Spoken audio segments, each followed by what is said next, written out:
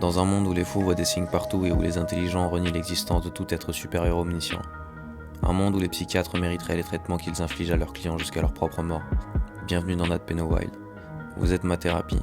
Chaque phrase écoutée de votre part me permet de progresser et d'analyser mes propres analyses pour finalement arriver à mon objectif principal, sodomiser Mia Khalifa. Sous couvert d'humour et de sarcasme, j'ai l'impression que certains de mes textes vous font réfléchir sur votre existence et peuvent vous faire progresser. Parfois je tremble pendant que j'écris. Je me demande si je suis pas complètement taré à avoir de la compassion pour des gens qui n'existent peut-être pas. Je me demande si je vais pas me réveiller ligoté à un lit d'hôpital avec du lithium dans les veines et un France Football datant de 2012 en guise de principal compagnon. Vous me dites souvent que je vous fais penser à tel ou tel artiste, sauf que malheureusement, ça me rassure pas tellement de savoir qu'on serait plusieurs à avoir compris la chose dont je ne peux vous parler. Et puis je suis pas un artiste putain de merde. Je suis juste un connard qui écrit dans les notes de son iPhone parce qu'il a plus de 3G quand il prend le métro et qu'il trouve le monde qui l'entoure complètement à chier. Un artiste vit de son art. Moi c'est mon art qui m'incite à continuer de respirer.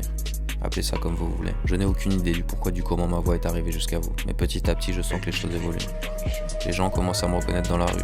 Je commence à recevoir des commentaires intéressants de votre part. On me propose des collaborations. Mais surtout, la télé et la vie extérieure m'intéressent de moins en moins. Pourquoi trouver l'amour est-il plus difficile que de trouver la haine? C'est peut-être pas un hasard si on pleure à la première seconde où on est mis au monde. Je n'ai jamais eu la prétention de devenir qui que ce soit. Et si je pouvais mettre une pause sur les réseaux sociaux et garder cette petite audience toute ma vie, ça me conviendrait entièrement. Si certains d'entre vous ont du mal à me cerner et ont du mal à différencier le sérieux de l'humour, la tristesse de la colère et la haine de la violence, c'est tout à fait normal. Ce que vous entendez n'est que ce que je ressens à longueur de journée.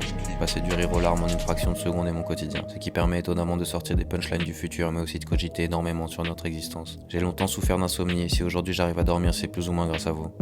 Je vide mon sac comme une pute viderait les couilles d'un rugbyman alcoolisé à la suite d'un enterrement de vie de garçon. Et je dors comme Jean-Pierre Coff. Je ne rêve pas de passer ni à la télé ni à la radio. J'en ai rien à branler. Je ne crois pas au paradis ni à l'enfer. J'ai une vision assez particulière que je vous demanderai de ne pas commenter. Je pense que le jour où on meurt, on va chacun connaître la vérité sur toute notre vie. Quelles ont été les conséquences de chacune de nos actions? Le jour où vous avez dit non à quelqu'un, le jour où vous avez dit oui à quelqu'un d'autre. Quel genre de soirée a passé le dernier SDF à qui vous avez refusé de donner de l'argent?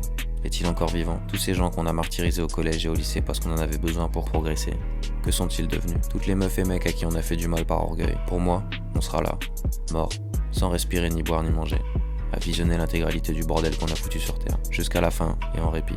Si vous avez été bon, votre film sera sympa, c'est le paradis. Si vous avez été une merde, vous reverrez votre vie de lâche à l'infini et ce sera l'enfer. Voilà comment je vois le truc. Pas de flamme, pas de diable ni d'ange.